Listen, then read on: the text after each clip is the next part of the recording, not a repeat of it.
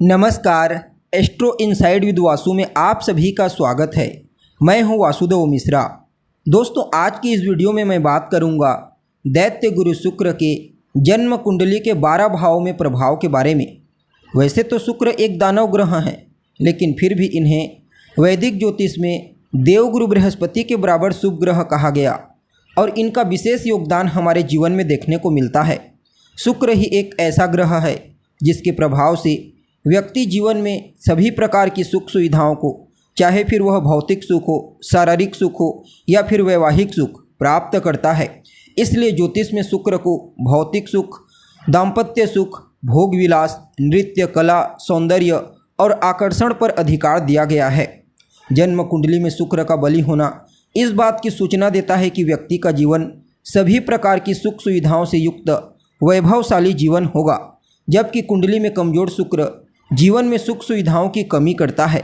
इसलिए इनका कुंडली में बलवान होना बेहद आवश्यक माना जाता है।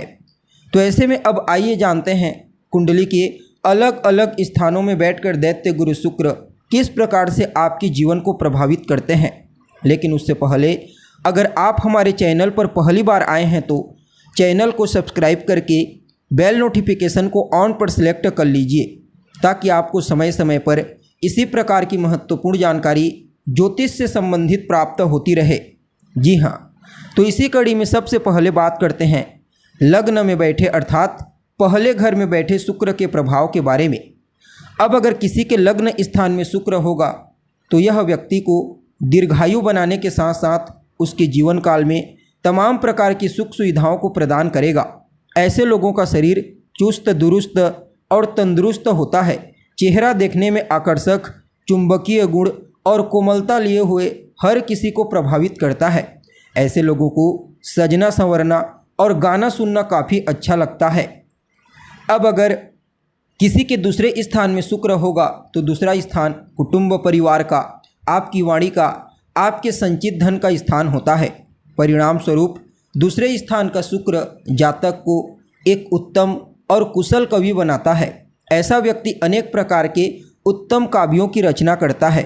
ऐसे लोग जीवन में हर प्रकार की सुख सुविधाओं का उपभोग करते हुए कई प्रकार से अपने जीवन को श्रेष्ठ बनाने का प्रयास करते हैं। व्यापार से धन का आगमन होता है। एक नहीं बल्कि अनेक व्यापार के द्वारा इनके पास धन का आगमन होता है। यूँ समझ लीजिए, कुंडली के दूसरे स्थान में बैठा शुक्र व्यक्ति को अखंड संपदा का मालिक बनाता है। ऐसे लोगों को कुटुंब परिवार का भी विशेष सहयोग मिलता है। आर्थिक स्थिति मजबूत होती है। ससुराल पक्ष से भी शादी के पश्चात धन लाभ होता है। अब अगर किसी के तीसरे स्थान में शुक्र आ जाए तो क्या करेगा? तो तीसरा स्थान आपके पराक्रम का, आपके पुरुषार्थ का होता है। आपके मेहनत के साथ साथ रिश्तों में छोटे भाई बहनों का स्थान होता है और शुक्र को यहाँ पर उतना अनुकूल नहीं माना जाता। इसलिए तीसरे स्थान में बैठा शुक्र जातक को गरीबी की दुनिया में ले जाता है।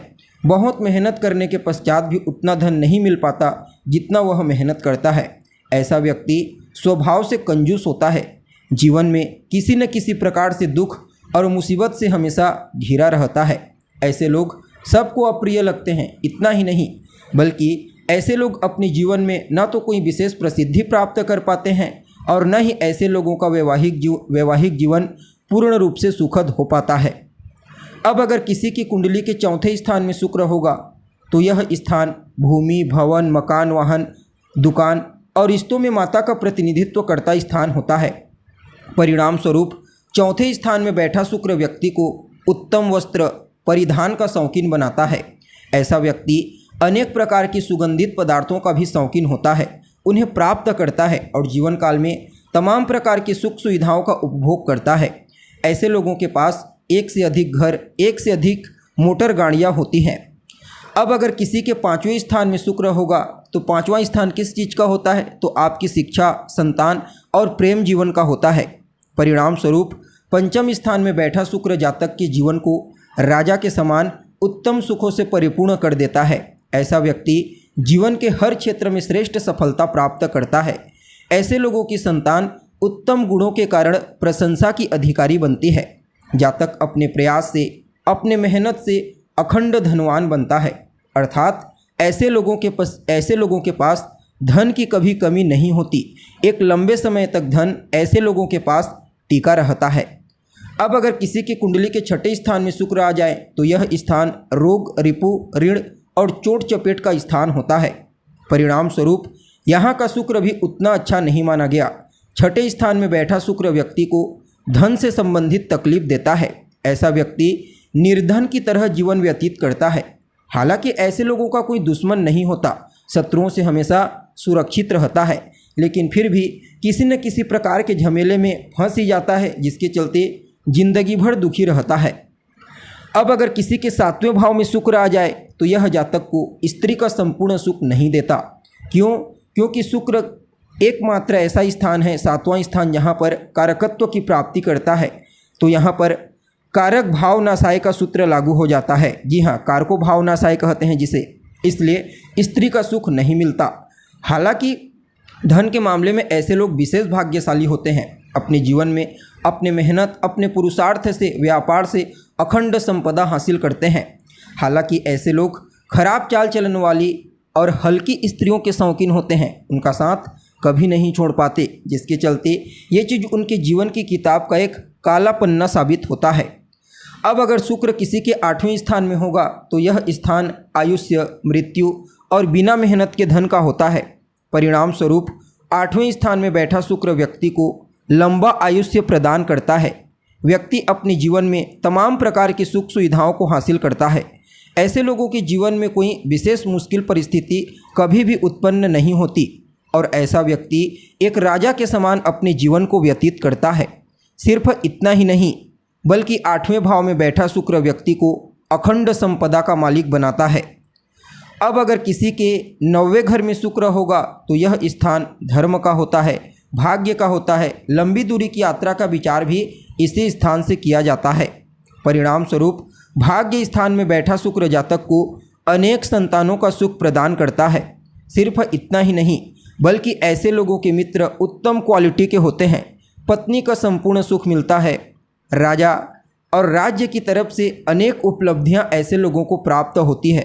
भाग्य की मजबूती के चलते जीवन में किसी भी चीज़ की कमी नहीं होती। चारों तरफ से ऐसे लोगों को यश, कीर्ति की प्राप्ति होती है। हमेशा नए नए कीर्तिमान स्थापित करते रहते हैं।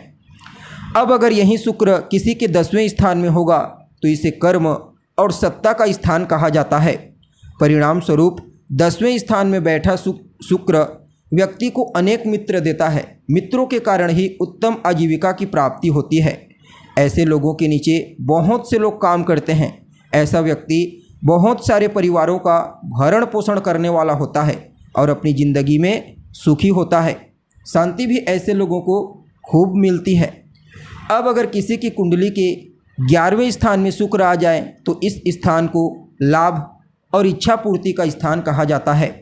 परिणाम स्वरूप 11वें स्थान का शुक्र जातक को विशेष धनवान बनाता है। इतना धनी कि जीवन में कभी धन के कारण रोना नहीं पड़ता। ऐसा व्यक्ति जीवन में तमाम प्रकार के उत्तम सुखों को हासिल करता है। पत्नी और पुत्र का संपूर्ण सुख मिलता है। हालांकि ऐसे लोगों की दिलचस्पी पत्नी के अलावा अन्य स्त्रियों पर भी रहती है, जिसकी वजह से कभी कभी परेशानियों का सामना करना पड़ता है। अब अगर यही शुक्र किसी के 12वें स्थान में होगा तो यह स्थान व्यय का होता है, यानी कि खर्चों का स्थान होता है। इसके अलावा यह आपके बेडरूम और आपकी मौज मस्ती को भी दिखाता है। परिणाम स्वरूप 12वें स्थान में बैठा शुक्र व्यक्ति को होशियार और प्रतिभावान बनाता है। ऐसा व्यक्ति विशेष कीर्तिवान होता है, अपनी अच्छी छाप छोड़ने वाला होता है। ऐसे लोगों को रति सुख उत्तम मिलता है।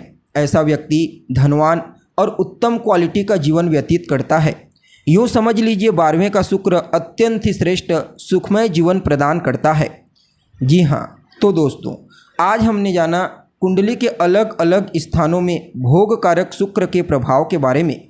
उनमें से कुंडली के लग्न स्थान में, द्वितीय स्थान में, चतुर्थ में, सप्तम में, दशम में और एकादश स्थान में अगर शुक्र बलवान अवस्था में बैठा हुआ है, आपकी कुंडली में अन्य और धन योग बने हुए हैं, नवमांश कुंडली, दशमांश कुंडली, चंद्र कुंडली में भी इन्हीं में से किसी भी भाव में शुक्र बैठे हुए हैं, तो निश्चित तौर पर वह आपको आपके जीवन में करोड़पति अवश्य बनाएंगे। जी हाँ, तो दोस्तों आज के लिए बस इतना ही। पुनः मुलाकात होगी एक नए और ताज़ा एपिसोड में। तब तक के लिए नमस्कार।